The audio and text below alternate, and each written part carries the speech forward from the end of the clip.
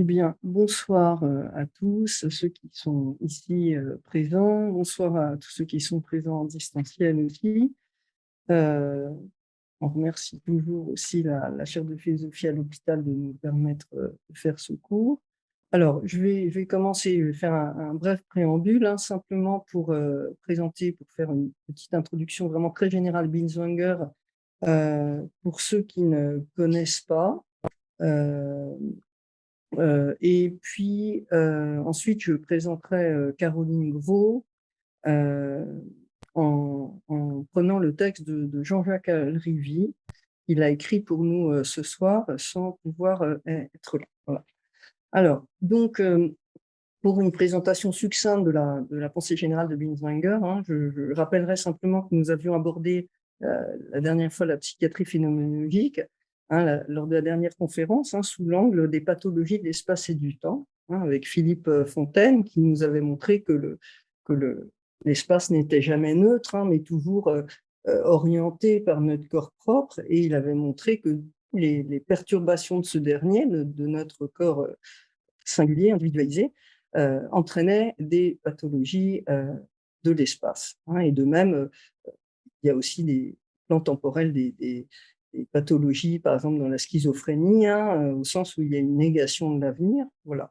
Alors, donc, je vous invite à vivement écouter sa conférence très éclairante du 16 mars dernier. Alors, aujourd'hui, le cours sera consacré en partie, pas entièrement, aux psychiatres ayant créé ce qu'on appelle la psychiatrie phénoménologique, donc Binswanger, hein, qui a baigné dans la psychiatrie dès son enfance, hein, par son père principalement, donc qui a une grande familiarité avec elle. Et peut-être que c'est cette familiarité qui lui a donné assez de recul pour sentir ce qui manquait à la psychiatrie, pour être vraiment une médecine de la psyché, hein, de l'âme. Euh, et on peut avancer avec Foucault que si la psychiatrie avait toujours été phénoménologique, hein, comme il le relève, Foucault, il n'y aurait sans doute pas eu d'antipsychiatrie. Alors, la dernière fois, nous avions évoqué la pensée de Dilthey, hein, c'est ça à l'origine, qui a inspiré Husserl, hein, par cette exigence de rompre avec la psychologie naturaliste pour ne considérer que l'intériorité. Et c'est cette intuition husserlienne qui, à son tour, inspira Binswanger. Voilà. Donc, très simplement, hein, ce qui, selon Binswanger, doit être apporté à la psychiatrie par la phénoménologie, hein, c'est la considération du patient comme existant et comme homme existant. Et c'est pourquoi il avait dit que la Dasein-analyse pourrait être traduite par analyse anthropo-phénoménologique, hein, si cette expression ne manquait pas de grâce. Aujourd'hui, on traduit par analyse existentielle ou bien parfois analyse de la présence aussi. Et donc, cette existence de l'homme, elle se lie en termes d'authenticité ou d'inauthenticité, selon certains rapports, à l'espace ou au temps, hein, rapport au temps qu'on appelle l'histoire intérieure de la vie, mais aussi et surtout selon les rapports à autrui. Le nous fondant les rapports aux autres. Voilà.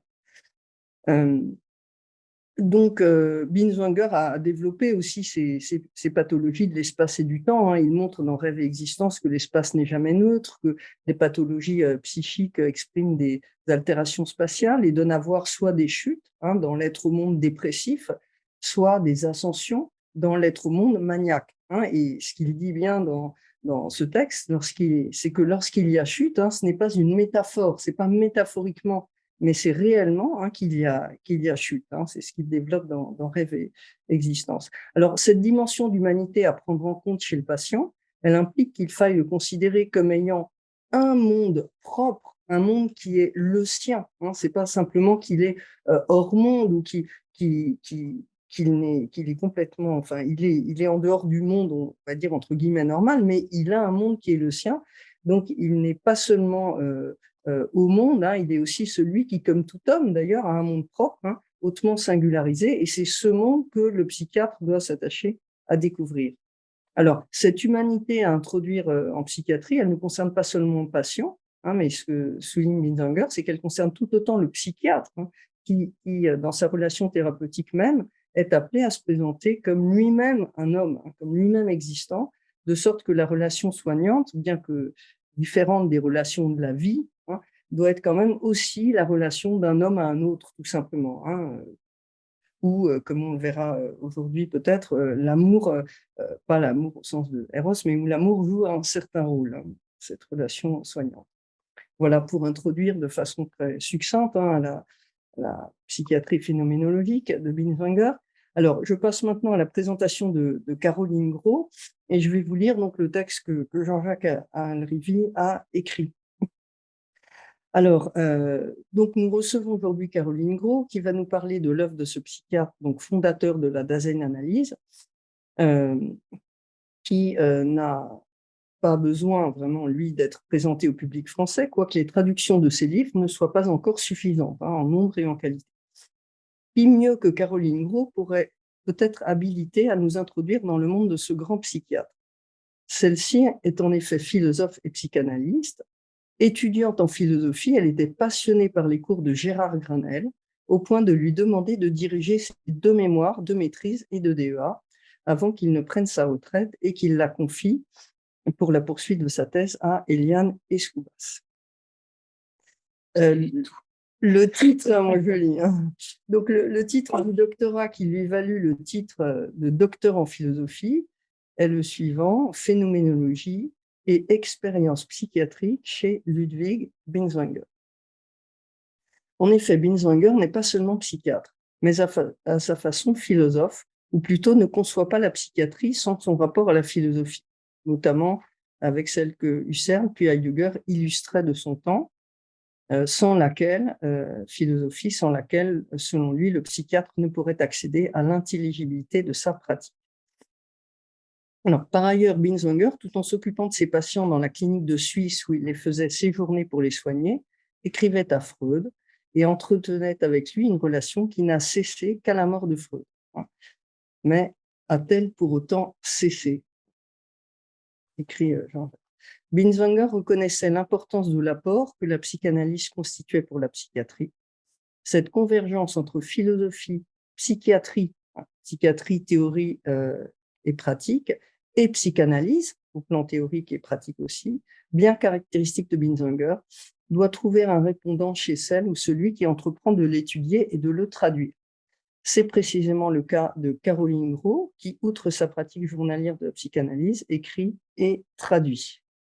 Alors, on lui doit donc principalement une monographie sur Binswanger, publiée à partir de sa thèse de doctorat en 2009, intitulée tout simplement Ludwig Binswanger, mais aussi des traductions de Binswanger, Le problème de l'espace en psychopathologie, en 1998, et d'Heidegger, Les séminaires de Zurich, cité le plus souvent sous le titre Séminaire de Zolikon, Zolikoner Seminare, texte édité par le psychiatre Medarbos à partir des entretiens qui réunir avec lui-même donc 2 jeunes psychiatres et Martin Heidegger pendant une dizaine d'années. Donc c'était entre 1959 et 1969. Oui, Heidegger a été très impliqué personnellement dans ces entretiens. Les relations entre Binswanger et Heidegger y occupent une place d'importance. Nous cédons donc la parole à Caroline Gros, espérant avoir convenablement indiqué comment elle se tient au centre de problématiques capitales pour penser les rapports entre philosophie, psychanalyse et psychiatrie. Merci Eva et merci de ton invitation qui date déjà de plusieurs mois en arrière. Alors c'est vrai que vous faites une joie de m'entendre sur Binswanger, mais je vais parler de façon beaucoup plus large, certainement à partir de lui, mais pas seulement de lui, puisque je voudrais tenter ici une expérience de phénoménologie en acte sur un thème, la résonance, et j'ai mis comme sous-titre « Ce qui nous touche, nous émeut, nous meut ». Et avec Heidegger, avec Binswanger, avec Minkowski, avec Martin Buber et bien sûr Hartmut Rosa, afin de mettre à l'épreuve le phénomène de la résonance au sein de son champ d'expérience et de compétence. Le terme de résonance est d'abord un concept des sciences physiques. on parle de résonance acoustique. La salle restitue un son en réponse à des fréquences propres. Les instruments de musique à cordes ont des caisses de résonance, un espace à l'intérieur duquel le son circule librement, et cet espace permet d'amplifier l'intensité sonore, de lui donner de l'ampleur. Que la résonance ait un lien avec le son qui vibre et avec les cordes ne nous étonnera pas. Eugène Minkowski, dans Vers une cosmologie, en 1936, au chapitre Retentir, a privilégié le sens de l'ouïe et les sonorités de la forêt qui bruissent de mille présences pour parler de la vie elle-même qui, dit-il, retentira jusqu'au plus profond de son être au contact de ces ondes sonores et silencieuses, s'en pénétrera, vibrera à l'unisson avec elle. Fin de citation. Le phénomène qu'il met en relief avec le son est celui du remplissement.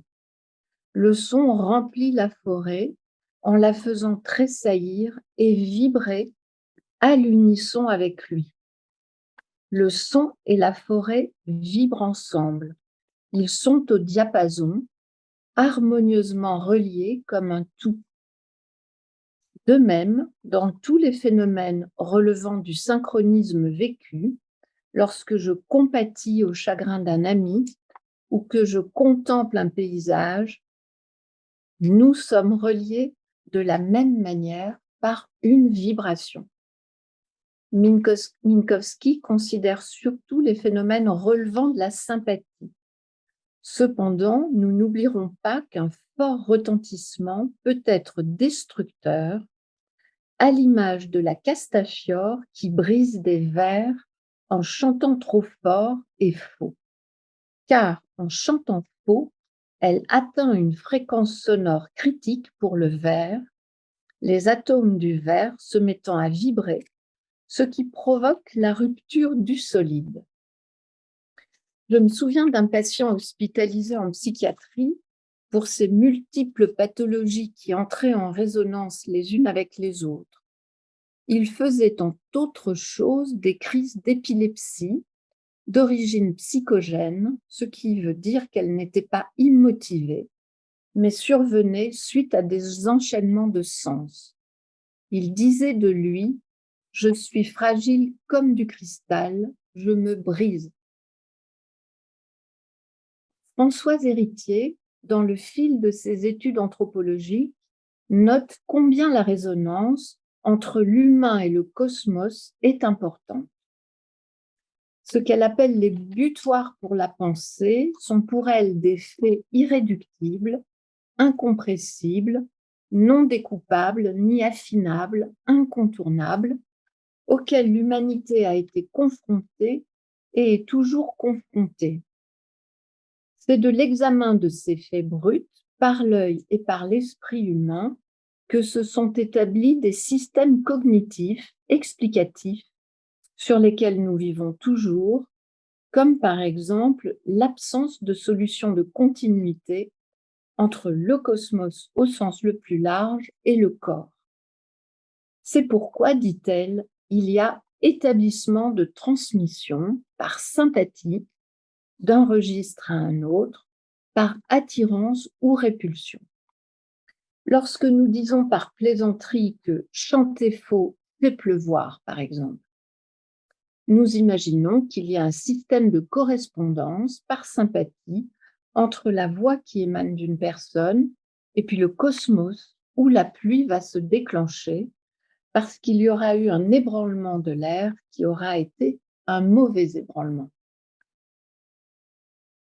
Dans les sciences physiques, le phénomène de résonance s'accomplit toujours lorsque l'amplitude des oscillations d'un système augmente sous l'influence d'impulsions régulières de fréquences voisines de la fréquence propre du dit système. Bon, ceci est un peu compliqué. Mais ce qu'il faut savoir, c'est qu'avec des tout petits coups frappés régulièrement, vous arrivez à un résultat qui est la destruction d'un mur de béton, tout petit. Il y a l'exemple de la balançoire, de ses impulsions, et puis il y a un exemple qui est celui du pont de Tacoma aux États-Unis, voilà, qui s'est effondré en 1940, juste sous l'action du vent. Et là, on voit bien que poussée du vent en rafale et torsion du pont suspendu sont entrés en résonance de façon dynamique et complexe pour produire la désagrégation du pont. Alors, qu'est-ce qui est commun entre tous ces exemples, l'instrument, la castafiore, le pont? C'est cette sorte de couplage agissant entre deux systèmes. Le son et le réservoir du son, la voix et le verre, le vent et le pont suspendu dans les airs. Et cette sorte de couplage, elle peut être appréhendée comme un dialogue d'un certain type entre deux pôles, le son et la cavité de l'instrument, la voix, le matériau, le vent et le solide. Donc c'est ce dialogue entre deux pôles existants au niveau physique que nous voudrions appréhender du point de vue des relations cosmologiques et interhumaines. Le sujet que j'ai choisi de traiter aujourd'hui m'a été inspiré par le livre éponyme datant de 2016 du philosophe et sociologue allemand Hartmut Rosa, né en 1965. La résonance qu'il convoque au cœur de l'humain comme être de relation fait écho aux travaux de Heidegger et Binswanger. La résonance, chez lui, est la corde sensible et vibrante qui nous relie au monde. Elle est définie comme une forme de relation au monde, dit-il, associant affection et émotion, mais aussi intérêt propre et sentiment d'efficacité personnelle, dans laquelle le sujet et le monde se touchent et se transforment mutuellement. Fin de citation. Je ne vous donne pas les pages à chaque fois. Mais...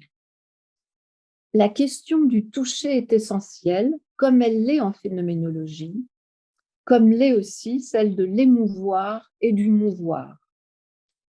Il s'agit donc d'une dynamique entre deux pôles dont la corrélation possède la capacité d'être agissante, vivante, harmonieuse, quand les pôles s'interpellent et se répondent favorablement, à bon escient, avec justesse, sachant que cette dynamique peut aussi s'indisponibiliser par moment ou par période.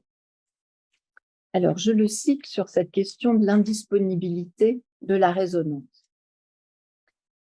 Vouloir rendre résonante la moindre relation au monde, ce serait ignorer aussi que les expériences de résonance possèdent toujours un élément d'indisponibilité, en tant qu'elles sont des expériences de réponse. Elles présupposent d'une part que les deux pôles de la relation parlent de leur propre voix, entre parenthèses, une voix souvent dérangeante, et ne sont donc pas manipulables à volonté, et d'autre part que cette réponse peut aussi faire défaut, que la voix peut ne pas retentir. Le sourire de l'être aimé peut se pétrifier, le ronronnement du chat peut ne pas se manifester, notre musique préférée peut nous laisser totalement froid, la forêt ou l'océan nous refuser toute résonance, etc. Toute tentative de mise à disposition et de contrôle, d'accumulation, de maximisation et d'optimisation détruit l'expérience de résonance en tant que telle. Fin de citation. Alors on y reviendra. La problématique existentielle que nous aborderons se rapporte aux relations que nous entretenons avec la triade monde, compagnon d'humanité, Mitmenschen, et nous-mêmes, soi ipséité. Vous noterez que je préfère dire compagnon d'humanité, Mitmenschen, Selon la belle traduction de Gérard Granel, sortie tout droit de la Crisis de Husserl, et non pas Mitsein ou Mitdasein, même si c'est plutôt à Heidegger que je me référerai pour montrer les limites du Mitsein dans le champ de la psychothérapie. Il faut d'ailleurs se souvenir également du titre de l'ouvrage de Karl Lewitt de 1928, L'individu dans le rôle du compagnon d'humanité. Je ne le dis pas en allemand, mais ce n'est pas traduit. Disons-le tout de suite, étant issu de la Dasein-Analyse, lié à Binswanger, je me trouve comme lui, à la fois à ma place et à l'étroit dans le prolongement direct de l'impulsion décisive de Heidegger. Et nous allons voir comment et pourquoi. Le Dasein est caractérisé par Heidegger comme être au monde, doué ou doté d'affectivité, Befindlichkeit, à partir de laquelle l'exister se découvre en découvrant le monde. Au paragraphe 29, d'être étant, l'affection est définie comme un équivalent ontologique du phénomène ontique, le plus courant, appelé en allemand Stimmung, humeur, tonalité ou accordage. Sich befinden veut dire se trouver, ici ou là, bien ou mal, au sens d'une disposition intérieure.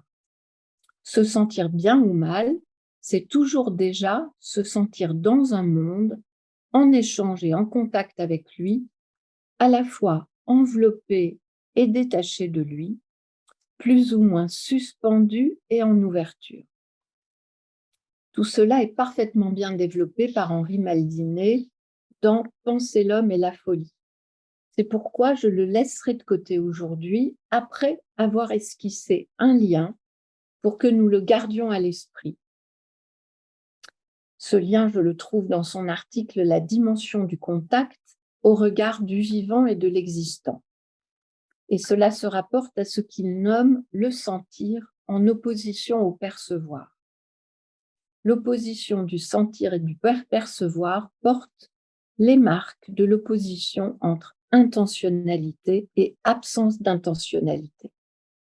Je le cite, l'intentionnalité du percevoir est en opposition radicale à l'inintentionnalité du sentir. Le rapport moi-monde, lié par la fameuse triade, le et, le dans, le avec, n'a pas la structure de l'intentionnalité. Fin de citation. Dans le sentir, il n'y a pas visée d'un objet, comme quand la conscience a conscience de quelque chose, mais il y a contact, dont la forme première n'est pas la portance, le fait d'être porté, mais au contraire, le fait d'être suspendu à et enveloppé par l'être dont nous dépendons et auquel nous participons pour nous comprendre. Dans le sentir, un se laisser toucher est en jeu. La résonance, à partie liée avec le sentir et le toucher, comme eux, elle se situe en deçà de l'intentionnalité, dans l'inintentionnel, au niveau de la pure phénoménalité et avant sa cristallisation en objectivité, donc avant toute forme de chosification. Dans le sentir, il y a et j'y suis, formule maldinienne. Dans la résonance, je sens, j'éprouve, j'exulte, je suis au diapason de cet il y a, de ce j'y suis. Revenons à l'analyse de l'affectivité chez Heidegger. Elle est un se trouver, nulle part, jeté au monde, n'importe où, au sens de la déréliction, de la Geworfenheit, qui co-implique certainement la détresse au sens de la Hilflosigkeit freudienne, mais elle est toujours aussi déjà, dit Heidegger, un se trouver quelque part au sens de la facticité, donc comme on l'a dit, avec, dans, et relié par une conjonction de coordination au monde. L'affection est la seule manière de faire l'expérience du monde, une expérience qui est toujours conjointe de soi et du monde.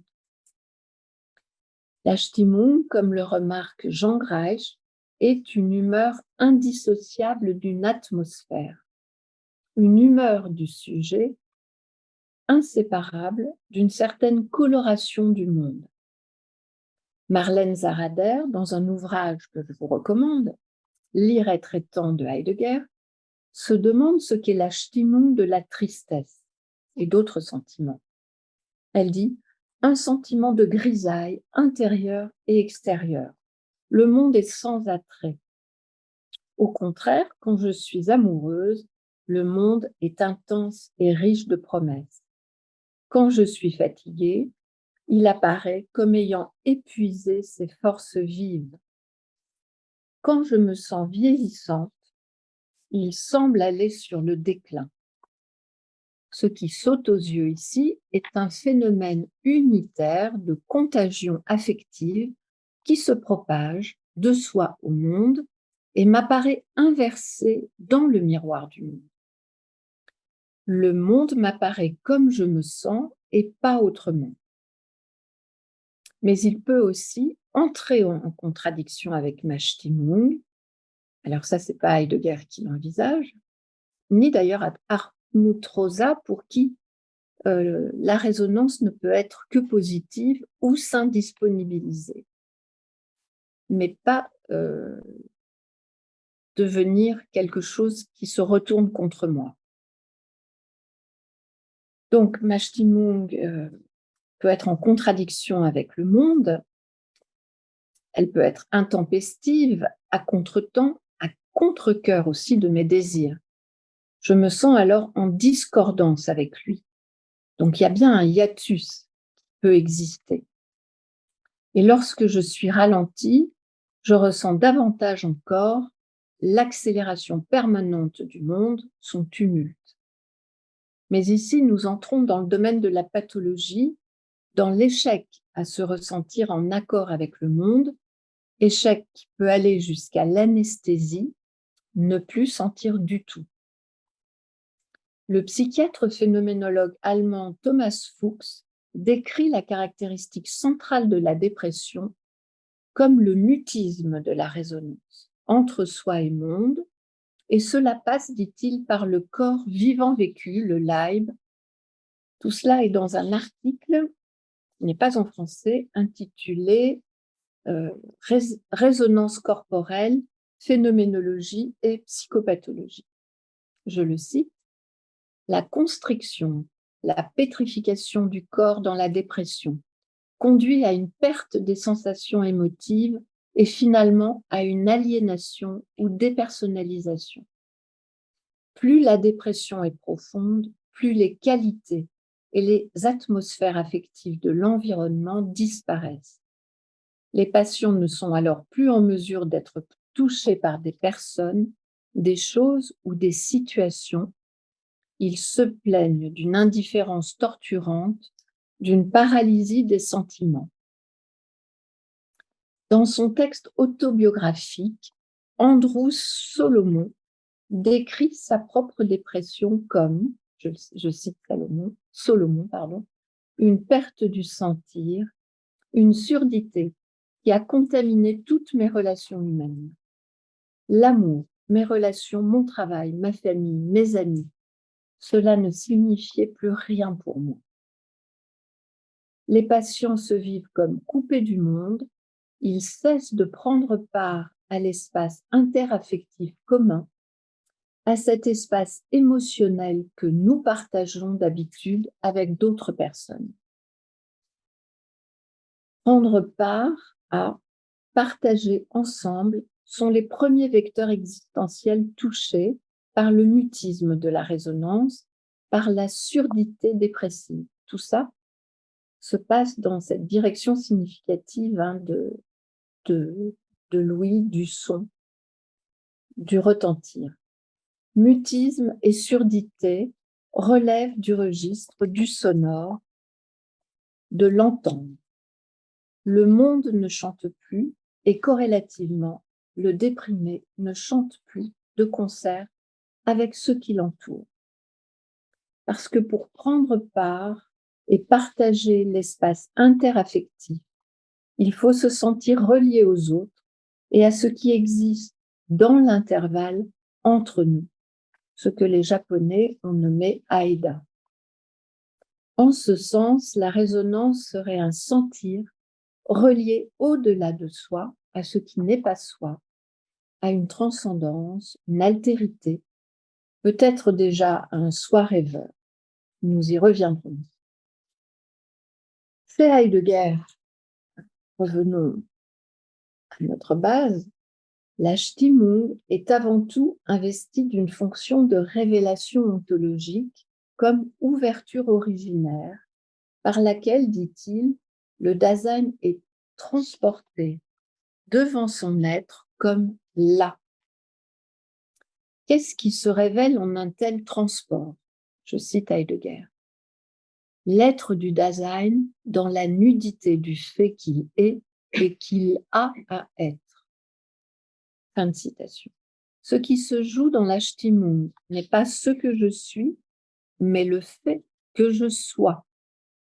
Et le fait qu'il me revienne de prendre en charge cet être qu'il m'incombe d'être en fonction de ma facticité et de mon être jeté au monde. Le Dasein découvre son être comme une charge qui lui est remise, que ce soit dans la tristesse, la joie, mais surtout dans la peur et l'angoisse. Le Dasein s'éprouve toujours avec le monde comme fardeau, poids, gravité et allègement momentané du poids. Le Dasein est toujours compris comme face à face avec cet être qu'il a à être. Le terme de résonance, avec et après ceux de Befindlichkeit et de Stimmung, affectivité et humeur, voudrait nous conduire plus loin dans l'analyse du Dasein comme être de relation qui se découvre en découvrant le monde et les autres. Hartmut Rosa met l'amour au cœur d'une vie réussie, ce qui ne veut rien dire d'autre qu'une vie telle que nous l'aimons, non pas pour ses possibles enrichissements en biens matériels, prend-il la précaution de dire, en sociologue averti, mais parce qu'un lien véritablement libidinal nous attache à elle. Dans ce lien d'amour, quelque chose comme une corde se met à vibrer entre nous et le monde. Fin de citation. Pour Rosa, le centre de gravité n'est autre que la relation. Seul compte l'établissement du contact, aussi imprévisible et immaîtrisable qu'irrépétable. La résonance est à l'œuvre lorsqu'il y a rencontre avec un autre, une altérité. En ce sens, Rosa est phénoménologue. Dans la vie, il est professeur de sociologie à l'université de Iéna et à l'instar de Heidegger, il est originaire de la Forêt-Noire. Il a fait ses études de philosophie à Freiburg-in-Breisgau et il y a quelque chose dans sa manière de s'exprimer qui est vraiment imprégné de cette région, de cette époque. Donc, c'est pour ça que je dis, mais je suis la seule à le dire, hein, qu'il est à sa manière, qu'il ne le dirait pas, le continuateur de Heidegger, il s'en garde bien, de Binswanger, qu'il ne cite pas, de Minkowski, qu'il ne cite pas plus. Mais je peux dire qu'il en a repris les thèses essentielles, il les a reprises et assimilées, certainement par l'intermédiaire d'autres auteurs, ce que nous voudrions saluer. En revanche, il cite Martin Buber, Helmut Plessner, Erwin Strauss, Thomas Fuchs et beaucoup d'autres auteurs qui sont issus du microcosme germanique non traduit en français. Avec ce qu'il nomme résonance, il déploie et précise du point de vue anthropologique ce qu'il en est de la place de l'affectivité au sens de Heidegger dans l'existence humaine. De même qu'en décrivant dans le détail les axes de résonance qu'il distribue en 3 grands groupes. Les axes de résonance horizontaux, diagonaux et verticaux. Je vais y venir. Il déploie les directions de relation au monde qui sont chez Binswanger encore indifférenciées, mais présentes au sein de l'espace thymique, dans l'existence en général, et non pas seulement en psychopathologie.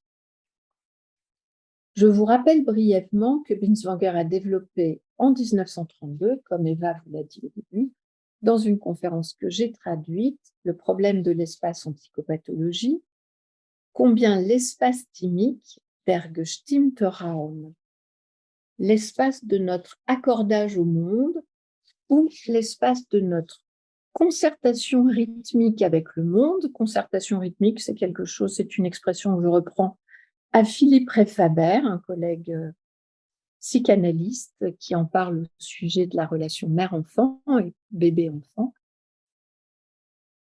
Alors, elle doit être différenciée, l'espace thymique doit être différencié de tous les autres espaces auxquels nous avons affaire, nombreux, l'espace géométrique et orienté, l'espace pragmatique et finalisé, l'espace présentiel de la danse d'Erwin Strauss, présentiel au sens où il y a un effacement du temps en avant et en arrière et qu'on est vraiment dans un présent, l'espace historique ou encore l'espace symbolique.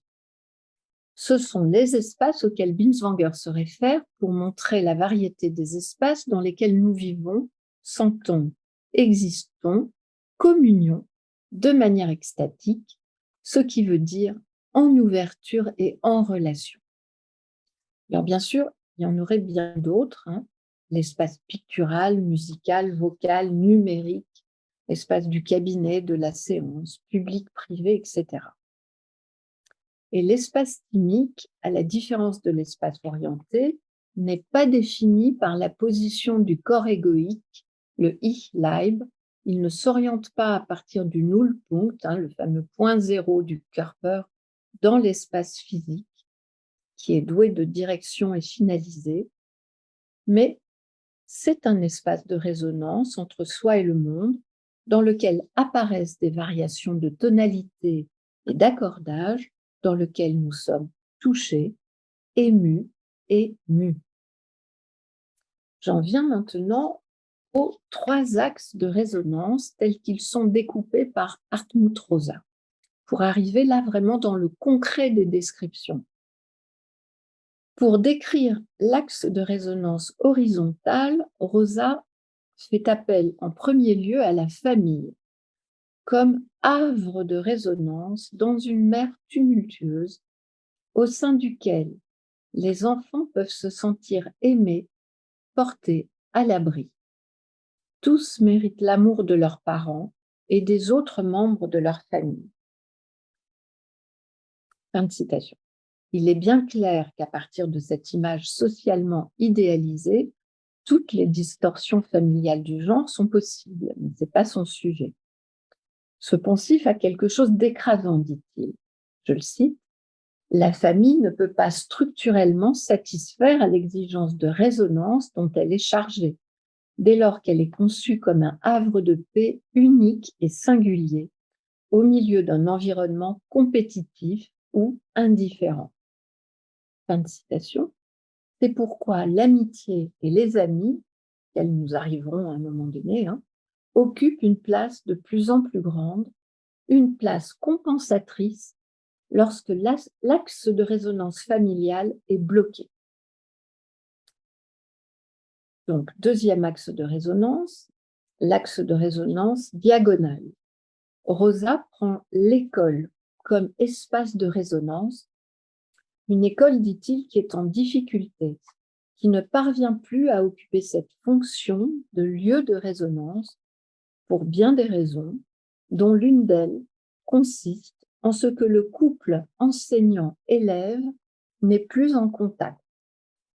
Il souffre d'une perte de contact. les enseignants qui ont pour mission la transmission des savoirs et de faciliter les apprentissages ne peuvent espérer y parvenir sans d'abord toucher les élèves, les rendre sensibles et disponibles à ce qui va leur être enseigné. Or, ils ont aussi en face d'eux des élèves sourds, lointains, recroquevillés dans leur coquille, qui n'ont pas envie d'être là. Rosa fait la distinction entre deux termes allemands pour dire l'apprentissage.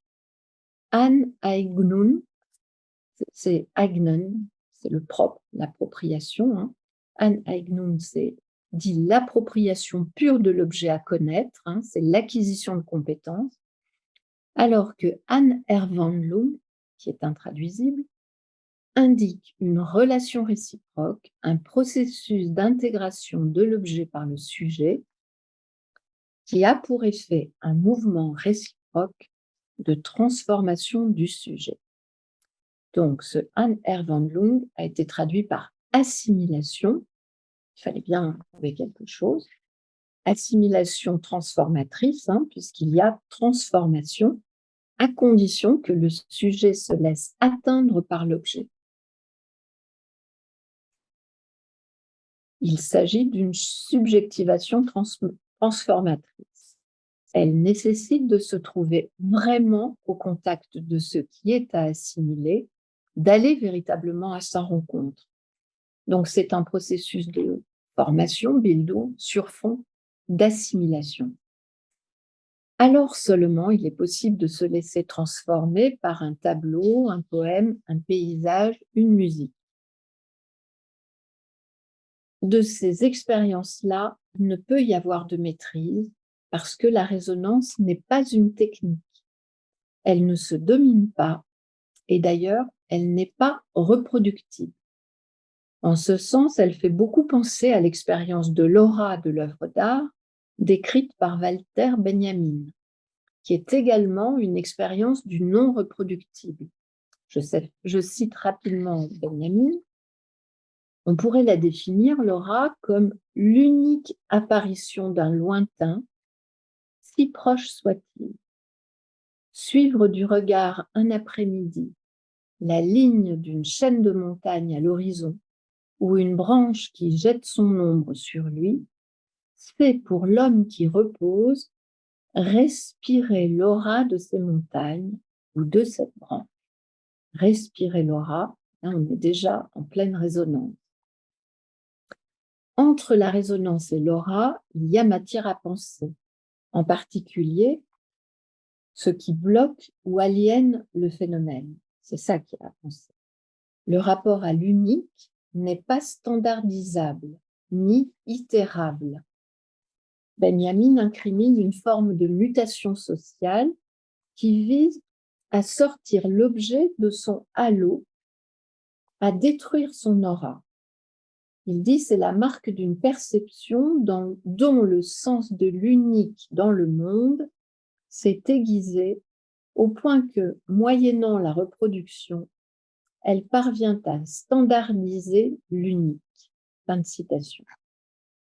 Il va sans dire que l'acuité de Benjamin rend compte d'un processus à l'œuvre qui, s'il tente à standardiser l'unique, sape complètement les conditions de possibilité de la résonance en la rendant parfaitement impossible.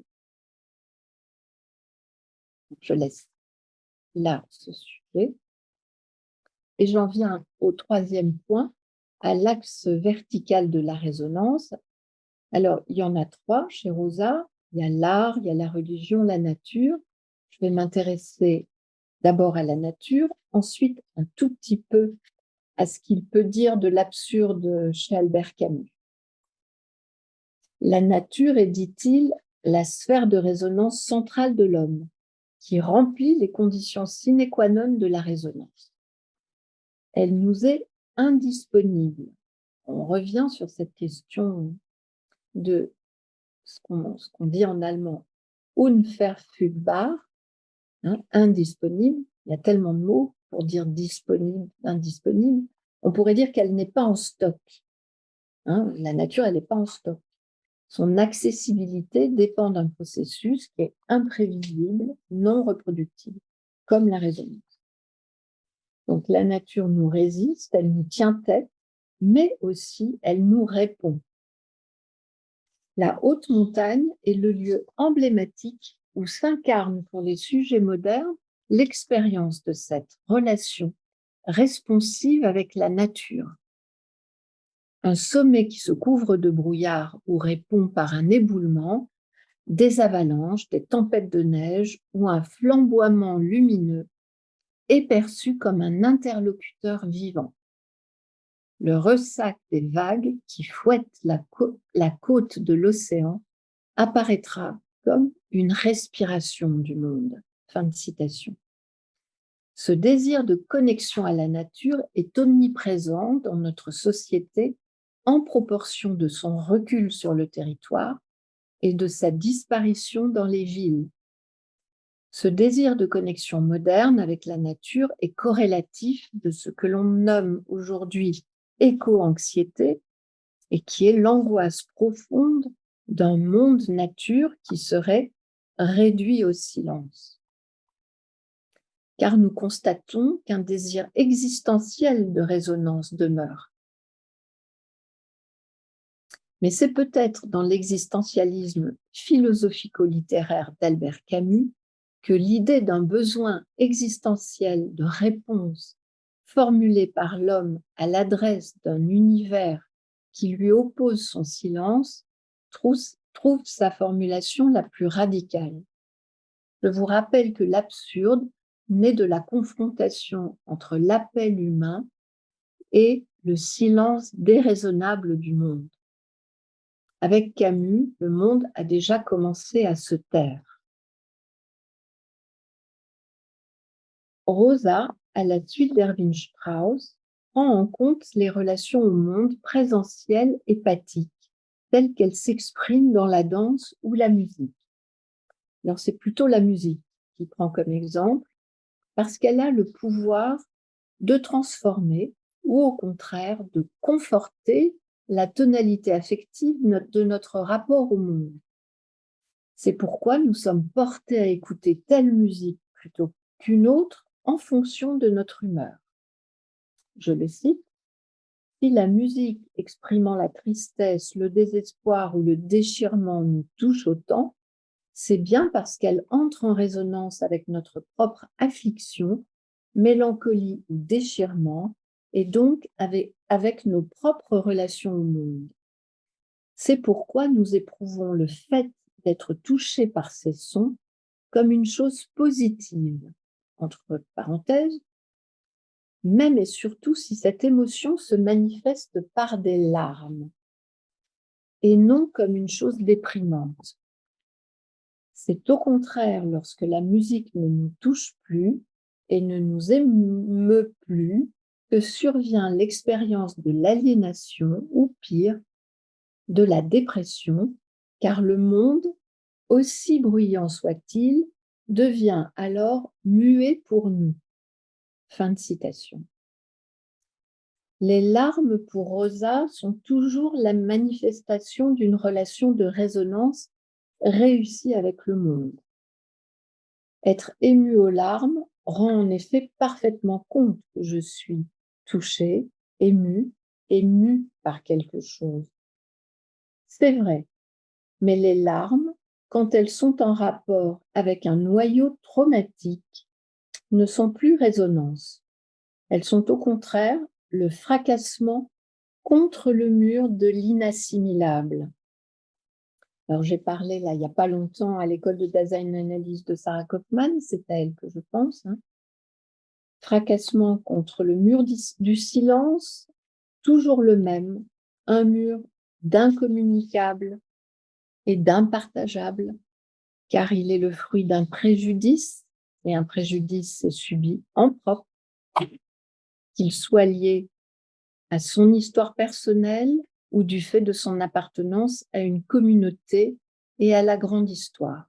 Ce terme de préjudice, c'est quelque chose que l'on trouve sous la plume de Paul Celan et de Jean Améry, qui pensaient avoir subi de tels préjudices qu'ils ont préféré en finir plus vite. Ces larmes-là ne font pas entrer en communication avec le monde et nos compagnons d'humanité. Elles ne nous rapprochent pas d'eux, mais au contraire, elles isolent irréductiblement. Elles nous font sentir de trop, d'où le risque suicidaire. Là, je vais vous rapporter un enterrement auquel je n'ai pas assisté, mais qui m'a été rapporté, il date de la semaine dernière, d'une femme âgée qui avait perdu toute sa famille dans une rafle, dans la rafle de leur appartement, en 42 à Paris, alors qu'elle-même, petite fille, s'était endormie dans un coin de l'appartement et on ne l'a pas vue. Quand elle s'est réveillée, tout le monde avait disparu. Et les enfants de cette femme ont fait un discours à son enterrement où tout le monde pleurait. C'était un enterrement où tout le monde pleurait à chaudes larmes, peut-être même Madame le rabbin. C'étaient des larmes qui venaient se fracasser contre un mur, et le mur, c'était non pas directement l'événement de la disparition, la guerre, l'antisémitisme, la Shoah, personne de sa famille n'est revenu, mais une phrase qu'elle avait l'habitude de dire comme un couperet qui a beaucoup marqué ses enfants. Ça n'est pas indispensable. Si on lui demandait de raconter son histoire ou toute autre chose qu'elle ne pouvait pas faire, le couperet tombait. Ça n'est pas indispensable. Dans la résonance, comme dans le retentissement au sens de Minkowski, il y va d'une réciprocité. Ce n'est jamais un sens unique dans le rapport soi et monde. Il y a toujours un sens-retour à parité. Qu'est-ce que serait un soi sans monde, sinon une nullité en attente de révélation et d'humanisation? Se révéler et s'humaniser s'exerce dans un monde, on va dire de préférence dans un coin du monde, à l'abri, et dans une relation avec d'autres compagnons que nos seuls compagnons d'humanité, avec aussi des compagnons d'animalité, de végétalité et de minéralité.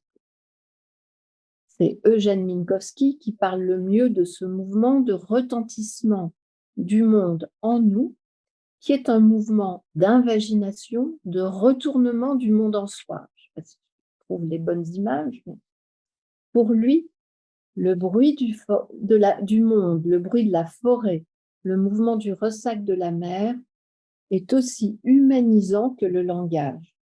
Il est un apport participatif et décisif à notre être pour l'envelopper dans un bain sonore, grouillant de vibrations et d'ondes obscures qui se frayent un chemin jusqu'au tréfonds afin de l'imprégner et de l'émouvoir. Je cite Minkowski dans un texte de 1948 qui s'intitule « Le contact humain ». C'est dans les écrits cliniques. Le monde héberge l'homme, le reçoit dans son sein et est fait pour cela. Avec lui aussi, l'homme se rencontre. Il s'en inspire et s'en imprègne. Le point de vue anthropologique comporte un versant anthropocosmique et un versant cosmo-anthropologique. Fin de citation. Il s'agit du retentissement de l'univers entier sur l'être en devenir et en mouvement de l'homme. Le cosmos exerce une influence en termes d'affectivité contact qu'il faudrait ici nommer affectivité-résonance. Cette influence s'exerce directement, sans médiation, sur la Gestaltung, la forme en formation de l'humain, en tant qu'être en marche.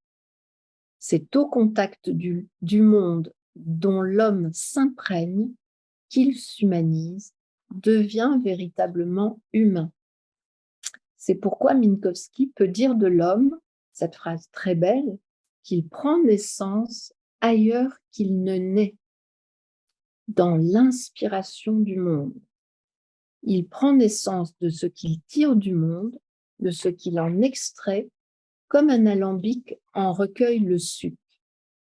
Ce qu'il en tire, en récolte, fait l'objet d'une transaction, d'un change et d'un échange transformateur pour les deux parties. Change et échange, je reprends ça à Maldini. Mais c'est la fameuse Anne Erwin-Bloom, la fameuse assimilation. Sans ce qu'il tire du monde, l'homme n'advient jamais à lui-même, car, je le cite, ce qui de ce monde pénètre en lui en forme l'essence, sans quoi il ne saurait être, sans quoi il serait hors d'état de se chercher et encore moins de se trouver. Fin de citation. Alors, j'arrive ici à la fin de ma première partie que j'ai intitulée la rencontre résonante avec le monde, avec un « et » accent aigu. Et j'entre dans ma seconde partie qui va porter sur la rencontre résonante avec autrui. Dans Être étant, la qualification de l'être avec, le Mitsein, est prise dans un cadre trop général pour constituer la pierre de touche de l'édifice de la psychothérapie et déterminer la modalité essentielle de la rencontre, son caractère déterminant, les conditions à partir desquelles un travail thérapeutique est possible par le truchement ou l'intermédiaire du partenaire thérapeute. Partenaire, c'est un terme binswangerien qu'on trouve en 1935 dans sa conférence de la psychothérapie. Donc, ce travail thérapeutique est possible par le truchement donc, de ce partenaire thérapeutique, singulier compagnon d'humanité, via lequel s'institue un nouveau foyer de rencontre. Il y aurait ce terme de Heimat qu'il faudrait expliciter, parce que chez Binswanger, il prend, disons, un nouveau sens au sujet de l'amour, puisque dans l'amour, c'est entre je et tu que se constitue cette fameuse Heimat, ce fameux foyer de rencontre avec le monde, où ma rencontre avec le monde passe par toi. Nouveau foyer de rencontre avec le monde, avec les compagnons d'humanité et avec soi-même, grâce à l'instauration, je suis toujours dans la psychothérapie, d'une nouvelle portance. Il y a les termes de Tragen et de Tragung et de coportance nécessaires pour s'élancer à nouveau dans le monde, mais tout aussi bien pour Binswanger, par-delà le monde. Comme il le dit, sinon on ne rencontre jamais l'amour, puisque c'est bien ce mode d'être de l'amour qui, pour exister, enjambe le monde du souci et a causé tellement de difficultés à Binswanger pour s'expliquer avec Heidegger. Le Mitsein édifie chez Heidegger une relation de co-originarité avec les autres. Les Mitdasein coexistent. Cette relation nécessaire n'indique pas de quelle manière elle est une relation suffisante pour codéterminer le Dasein en ce qu'il est et en ce qu'il devient. Chez Heidegger, le rapport au monde est déterminé par la Gemeinigkeit, la mienneté. Il est à chaque fois mien, ce qui veut dire, en termes binswangeriens, il ne passe pas par toi.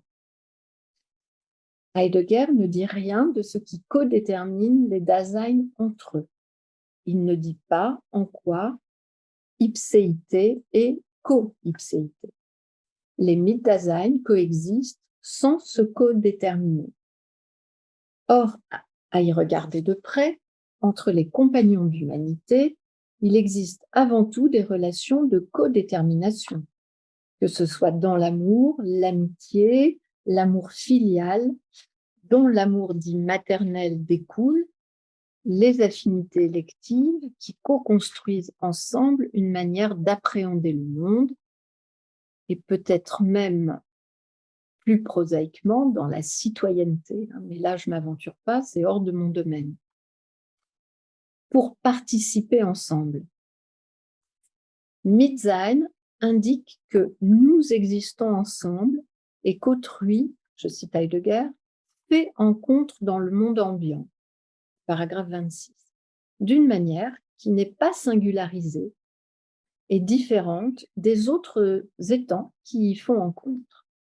Le Mitsein est la condition nécessaire pour ne pas engendrer un Dasein solipsiste, ce qui serait un contresens, mais il n'indique nullement le chemin à suivre pour convenir d'une relation suffisante avec autrui, ce qui veut dire une relation je-tu au sein de laquelle tu possède une primauté pour déterminer je. Chez Binswanger dans l'amour, comme chez Winnicott en ce qui concerne l'humanisation des bébés, un tu est rencontré en premier lieu. Son rôle est d'être le médiateur de l'accès au monde au sein d'une dyade ou d'une unité duelle. Chez Heidegger, au sein de l'existentiel du souci, c'est la Fürsorge, le souci pour autrui, qui relie les Mitdasein entre eux à l'intérieur d'une relation d'aide. La sollicitude au sein des deux modalités de la sollicitude, substitutive dominatrice et devançante libérante, conduit le Dasein à s'occuper d'autrui quand celui-ci en manifeste le besoin. Dans le premier cas, cela le conduit à lui procurer ce dont il a besoin à sa place, donc à se substituer à lui, pour lui ôter son souci, ce qui comporte un risque de dépendance, voire d'assujettissement. Dans le second cas, cela le conduit à devancer l'autre pour lui restituer son souci et le rendre à nouveau capable de s'en préoccuper, ce qui est déjà pas mal, ce qui pourrait déjà constituer un premier pas vers l'autre, mais ce pas, il a toujours une visée ou une finalité à sens unique. C'est toujours de jeu de l'un à l'autre, et ce n'est pas réciproque. De la sorte, et même si l'intention est bonne et la relation d'aide est absolument nécessaire, j'en conviens. Cela revient à reconnaître la source de la sociabilité humaine dans le besoin, la détresse, la nécessité vitale, et non dans un mouvement spontané de sympathie, d'empathie, d'élan qui augure de choix électifs et surtout transforme celui qui s'y risque. Alors, je rappelle la formule de Rousseau sur la fameuse faiblesse de l'homme qui le rend sociable. Ce sont nos misères communes qui portent nos cœurs à l'humanité. Tout attachement est un signe d'insuffisance. Si chacun de nous n'avait nullement besoin des autres, il ne songerait guère à s'unir à eux. Fin de citation avec Rousseau, c'est dans l'Émile, livre 4. Que dire dans ce contexte des relations interhumaines véritablement essentielles, celles qui n'occupent pas une fonction circonscrite d'assistance mondaine, mais constituent la porte d'entrée, la médiation essentielle par laquelle s'ouvre un monde qui ne s'ouvre pas autrement, s'ouvre une partie de soi qui ne s'ouvre pas autrement, se configure une figure de résonance, comme la Wirheit, je vous expliquerai après, le nouage entre je et tu, formant une unité duelle dans l'amour et l'amitié, qui ne se déplierait pas autrement. Le premier à avoir reconnu la relation je-tu comme une relation essentielle qu'il oppose au je-cela est Martin Buber dans Ich und Du, très tôt, dès 1923, donc avant être étant. Il est également le premier à s'être élevé contre une conception restreinte ou restrictive du rapport à autrui dans un cours qu'il a donné en 1938 à l'Université hébraïque de Jérusalem dans un chapitre intitulé « La doctrine de Heidegger », traduit en français dans Le problème de l'homme. Je cite Buber, « Dans la simple sollicitude, l'homme, même là où la compassion l'émeut le plus, reste essentiellement chez lui-même. Il se penche bien vers l'autre dans l'action, dans le secours, mais les barrières de son propre être ne s'en rompent pas. Il n'offre pas à l'autre la clé de soi-même. il lui prête assistance. D'ailleurs, il ne s'attend à aucune mutualité réelle. Il ne la désire guère, sans doute. Il entre dans la situation de l'autre, dira-t-on, mais il n'a pas envie que l'autre entre dans la sienne. Fin de citation. La question sous-jacente qui interdit à Heidegger d'attribuer une place cruciale au Mitdasein est la question de la réciprocité. Heidegger envisage une relation exclusive à sens unique. En aucun cas, un Mitdasein ne pourrait devenir celui sans lequel un Dasein ne peut advenir à lui-même. Car le Dasein est fondé en ceci: il se résout par lui-même en rapport à son être qu'il a à être. Il y a là un cercle vicieux. Buber sort de ce cercle vicieux, comme après lui Binswanger, dans les formes fondamentales du Dasein humain de 1942, qui n'est pas encore traduit, mais qui paraîtra prochainement chez Vrin, peut-être en 2024 si tout va bien. Donc, Binswanger sort de ce cercle vicieux en théorisant la Wirheit. Wirheit est constituée de wir, le pronom personnel, nous, et de Heit qui indique toujours un substantif, et un substantif plutôt abstrait. Donc, on pourrait dire la nouité, et surtout pas la nostrité, parce que c'est une traduction erronée qui circule, qui impliquerait qu'on traduise Unsrigkeit, Unsrig, le nôtre, et pas le nous. Donc, nouité, c'est un décalque vraiment du mot allemand, mais cette Wirheit, nous pourrions aussi la traduire plus librement par la forme dyadique du nous, le nouage du nous, ou le faire-nous de l'amour. En effet, le Dasein, sans interlocuteur avec lequel fonder une relation de réciprocité ou de responsivité, ne peut advenir à lui-même. Le Dasein heideggerien ne compte que sur lui-même pour advenir à soi. C'est une idée qui demeure très répandue. Il ne peut en passer par un autre, car cela créerait un précédent, une faille dans l'autonomie. Pour le dire avec Buber, je cite, « Par la relation essentielle je tue au contraire, les barrières de l'être individuel sont effectivement rompues. Et il se produit alors un nouveau phénomène qui ne peut se produire que de cette façon-là. Un état d'accueillante disposition, d'être à être. Un état qui rend autrui présent, non pas simplement en imagination, non pas même dans le sentiment à lui seul, mais dans la profondeur de la substance, si bien que dans le mystère de son propre être, on apprend le mystère de l'autre être, une participation effective de l'un à l'autre, non pas seulement psychique, mais ontique. » Fin de citation. Au sein du Mitsein, il n'est nullement question que les barrières du soi puissent se rompre, catastrophe, puisque le soi-même est pour lui-même, à la pointe extrême de lui-même, un être résolu. Je cite encore Buber, qui dit « L'existence chez Heidegger s'achève dans l'être soi-même. » Et encore, le soi de Heidegger est un système fermé. Et là, dans deux phrases, il a employé résolu et fermé, entschlossen et geschlossen, qui en allemand sont des variantes autour de cette fermeture.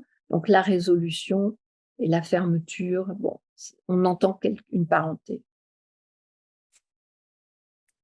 La notion de participation de l'un à l'autre est reprise par Binswanger pour caractériser l'amitié qui brouille en partie les frontières existentielles de chacun.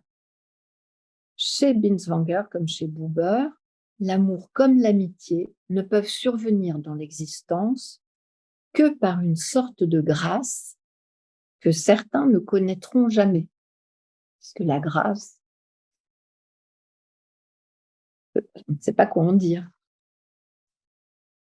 Parmi les axes de résonance horizontaux, nous avons déjà parlé de la famille, mais il y a aussi l'amour et l'amitié. Que se produit-il dans l'amitié? Là, je vais prendre l'exemple d'une soirée avec son ou sa meilleure amie. De quelle alchimie particulière parlons-nous? Nous parlons immédiatement de chaleur humaine, d'empathie, de sympathie, d'affection, comme si la vie devenait plus vraie et prenait un tour plus intense. Quelque chose se communique qui ne vient ni de l'un ni de l'autre, mais de nous, du nous deux, comme le magazine, hein, de la coprésence, de la communauté d'amitié que nous formons ensemble et de ce que nous sommes chacun l'un pour l'autre.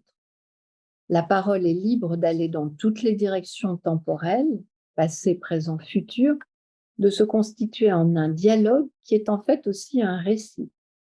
La parole se raconte de l'un à l'autre à travers la multitude des petits riens qui fabriquent une vie et lui donnent une valeur toute particulière, une valeur à l'intérieur d'une histoire intérieure de la vie que nous partageons déjà par entremêlement et entrecoupement de nos vies. L'identité narrative, mise en exergue par Ricoeur, est aussi le socle de l'amitié. L'ami connaît mon récit comme je connais le sien, à plus forte raison puisqu'il y participe d'une manière ou d'une autre. Nous entrons en récit l'un l'autre. En principe, l'essentiel n'échappe pas à l'ami, qui perçoit des aspects de soi mieux que soi-même et sait les restituer. L'ami se dévoile à raison que je me dévoile et vice-versa. Il y a formation d'un nous au sein de l'interlocution je-tu. Je cite Rosa sur l'amitié, parce qu'elles sont capables d'ouvrir les monades de résonance tendanciellement fermées de la famille, les amitiés sont indispensables à la viabilité et à la stabilité des rapports modernes de résonance. Elles sont comme des fenêtres ouvertes entre la famille et le monde social adverse. Elles permettent de traverser vers le monde des lignes de résonance qui acquièrent une importance particulière quand les axes de résonance familiaux sont bloqués. Les vraies amitiés qui remontent parfois jusqu'au banc d'école créent par ailleurs ce que l'on pourrait appeler une corde biographique de résonance, parce qu'ils sont les témoins de notre vie, nos vieux amis ont la faculté de nous relier à notre propre histoire lorsque dans des phases de changement difficiles, nous avons perdu tout lien avec notre ancien moi.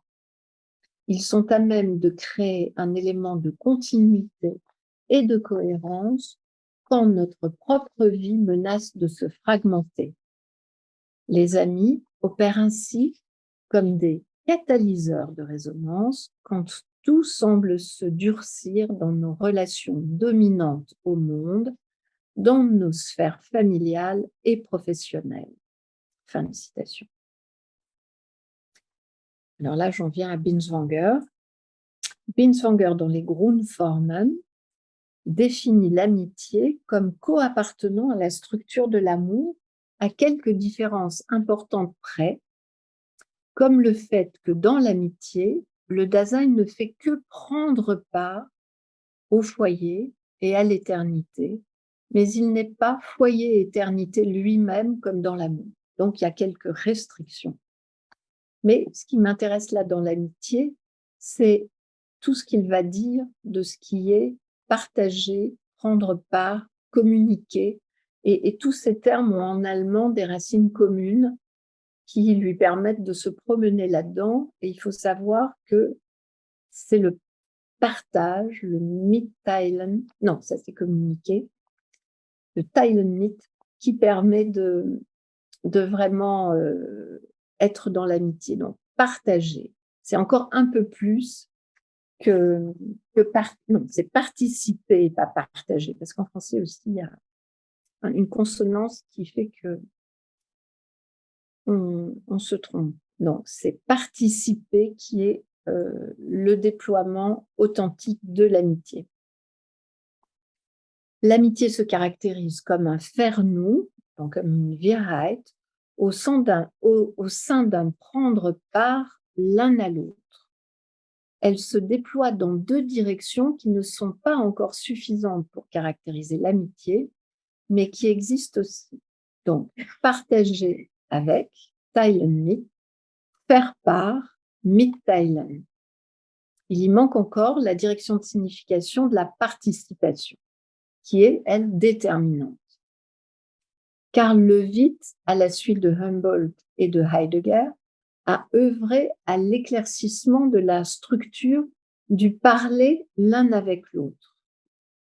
Il remarque que le sens propre de avec dans le mythe de Mitteilung, de communiquer, réside dans la cellule dyadique einander, qui s'écrit en allemand en un mot, einander, alors qu'en français, on a besoin de l'un tirer l'autre et de relier l'un et l'autre par un tiret. Ce dont ils se font part l'un l'autre, einander, n'est partagé, geteilt, que dans la mesure où, à chaque fois, il en est totalement fait part à un autre. Dans l'amitié, je ne suis qu'en fonction de qui tu es. Dès lors, nous formons un nous qui nous grandit et se poursuit dans un dialogue en résonance mutuelle. Confiance et portance trouvent un champ d'effectuation et d'actualisation.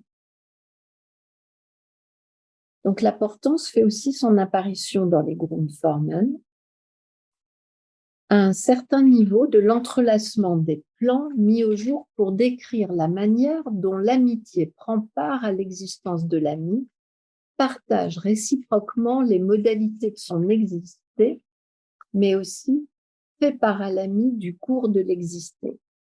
Donc les termes employés pour caractériser essentiellement l'amitié tournent tous autour du verbe nehmen, prendre, qui se combine ensuite avec le mot teil, part, partie, morceau, fragment. Teil donne aussi le verbe teilen, couper, diviser, présent dans mitteilen, communiquer. Alors, pour une fois, Binswanger, si sérieux, joue sur les mots, s'amuse à faire bouger cette combinatoire autour de teilnehmen, participer, teilen mit, partager avec. La participation mondaine à quelque chose indique qu'il s'agit de prendre en charge la partie d'un tout, qu'il s'agit d'un participaré et d'une portance de ce qui est pris en charge par les coparticipants. Quelle différence majeure existe-t-il entre participer à, au sens de l'être l'un avec l'autre amical, et participer à, préoccuper, purement mondain? Alors, Binswanger dit, tout d'abord, il y a quelque chose d'identique qui est visé dans les deux cas. Cela réside en un prendre en charge ou sur soi et en une portance, tragen mit. Toutefois, une différence concrète se manifeste.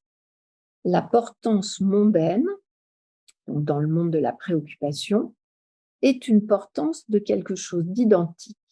Je donne un exemple. Que prend Binswanger? Je porte la responsabilité de quelque chose avec d'autres participants qui la portent aussi. Et Binswanger prend l'exemple d'un complot. Nous sommes en pleine Seconde Guerre mondiale. Donc, nous portons ensemble la responsabilité du complot et nous partageons cette responsabilité. Dans le cas de la portance amicale, elle consiste en ceci, que ce que je porte n'est pas un quelque chose que je partage avec d'autres participants, car je participe en portant celui qui porte la responsabilité, non pas parce qu'il en a une, mais parce qu'il est qui il est, et il est mon ami. Je le porte donc en totalité. Je participe en le portant en totalité. C'est en ce sens que l'on peut entendre dire de l'amitié politique, comme je l'ai entendu hier, qu'elle est tellement rare que c'est une pépite, que c'est le seul cas dans lequel je peux se sacrifier au profit de l'ami, mais c'est très rare. Dans l'amitié, dit Binswanger, l'ipséité ne s'obtient qu'à partir de ce qu'il appelle l'ipséité de nous. Et là, il invente un mot, c'est le Wir-Selbstheit. C'est l'être soi de nous. Et ce n'est plus l'être l'un avec l'autre, d'un soi-même avec un soi-même, comme chez Heidegger. Donc, il poursuit ainsi, dans les développements extrêmement pointus de Karl Leuwitz, nous voyons bien que l'être disposé à l'unisson par une tonalité, dans l'amitié, la pensée méditative à l'unisson, la sympathie amicale, n'est pas seulement quelque chose de différent de l'être l'un avec l'autre, propre d'un soi-même et d'un soi-même, d'un selbst avec un selbst, mais aussi, comme nous l'avons vu et déjà exposé, que nous pouvons parler d'un être soi tout autre que celui dont parle Heidegger. Nous parlons de l'être soi de nous, ou de l'ipséité de nous, wir Selbstheit, et ainsi de moi-même et toi-même, possible par prélèvement à l'égard de ce nous, hein, et non pas par prélèvement à l'égard du on comme chez Heidegger. Le soi-même obtenu par prélèvement à l'égard du nous est un autre soi-même que le soi-même obtenu par prélèvement à l'égard du on. Assurément, un chemin mène de ce premier soi-même à ce second soi-même, c'est toujours Binswanger, attention.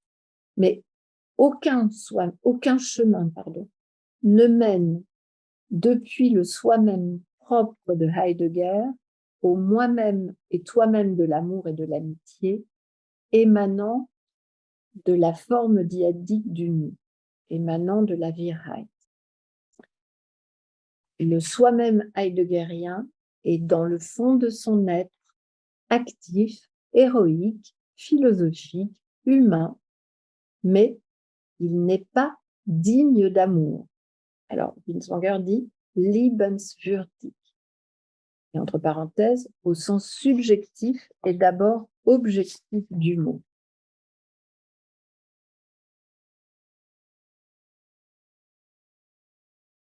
Tous ces développements conduisent Binswanger à affirmer, j'en ai bientôt fini, hein.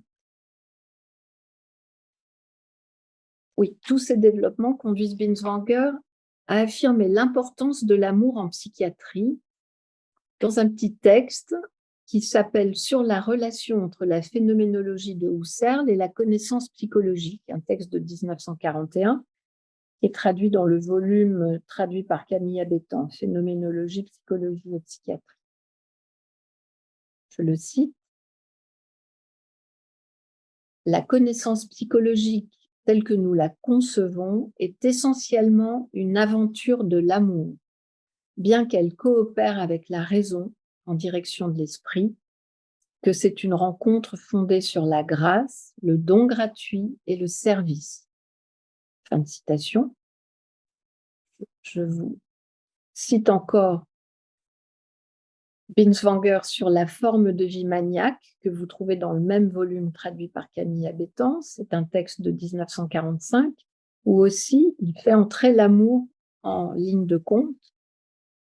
Et il met l'amour au cœur de la relation entre le psychiatre et le patient. Et il incite là, j'imagine, des étudiants et des collègues psychiatres à faire l'expérience de la communication avec le malade, mais à faire vraiment l'expérience de la communication. Et cette expérience, dit-il, doit être faite non dans des conditions comparables à celles d'un laboratoire, d'une manière artificielle, seulement avec son savoir et la partie scientifique de soi-même, parce que comme ça, on ne peut pas arriver à faire une expérience humaine totale et résonante. Je le cite, ça commence là. « Vous ne devez vous attendre à examiner de façon vraiment psychiatrique que lorsque vous vous engagez envers le compagnon d'humanité malade, avec tout votre être et tout votre amour. Ce n'est qu'ainsi que vous pouvez espérer que le compagnon d'humanité malade s'ouvre à vous et parvenir à entrevoir les connexions les plus secrètes de son vécu et de sa maladie. Fin de citation. Sans résonance et sans figure de résonance, que serait la relation thérapeutique? Elle est la grande oubliée de certaines théorisations psychanalytiques qui voudraient déshumaniser la relation au profit du seul signifiant et de sa prétendue logique. Freud ne recommandait-il pas à ses collègues de prendre comme modèle, au cours du traitement analytique, le chirurgien? Je le cite, « Celui-ci, en effet, laissant de côté toute réaction affective et jusqu'à toute sympathie humaine, ne poursuit qu'un seul but, mener aussi habilement que possible son opération à bien. » Mais comme toujours avec Freud, l'humour heureusement se glisse pour décocher une flèche, et il poursuit ainsi, « Dans les conditions actuelles, la tendance affective la plus dangereuse, celle qui menace le plus l'analyste, c'est l'orgueil thérapeutique. » Ces théorisations, donc, qui conduisent à ne pas engager l'affectivité du tout, sont largement contrebalancées par un courant de la psychanalyse qui s'est au contraire intéressé au contre-transfert. Et je fais tout à fait confiance à mes collègues pour faire la part des choses. Minkowski met aussi l'accent sur la longue expérience du thérapeute qui le dote, s'il sait y faire et s'il sait y mettre du sien, d'un instrument à cordes extrêmement sensible et fiable, beaucoup plus opérant que les grilles de lecture et les questionnaires prêts à l'emploi. Je cite Minkowski. Alors, je le cite, oui, je vous dirai après où. La formation du psychiatre, fruit d'une longue expérience acquise au contact des malades, a pour fondement non pas les traitements appliqués, mais le registre des cordes que le praticien finit par porter en lui, cordes qui résonnent électivement en présence du malade, sur lequel il a à se pencher, qui lui permettent de procéder à une analyse détaillée, d'apprécier aussi bien les facteurs destructeurs que les forces vives du sujet, analyse bien plus importante que le diagnostic étiquette en un seul mot. Et vous trouvez cette citation dans le volume Écrit clinique, un article de 1953 intitulé « Psychiatrie, psychothérapie, relation avec le malade et le grand public ». Terminé, une dernière citation d'Hartmut Rosa, qui est au début de son livre. « Sans amour, sans attention ni estime, la corde qui nous relie au monde, les axes de résonance restent rigides et muettes. » Et très court, quelque chose de Nietzsche sur l'amour, que je trouve aussi qui fait réfléchir. Qu'est-ce que l'amour, sinon comprendre et se réjouir de ce qu'un autre vive, agisse et ressente d'une manière autre et opposée à la nôtre. Pour que l'amour jette un pont au-dessus des contraires, il ne doit ni les abolir, ni davantage les renier. Et je vous remercie. Patience.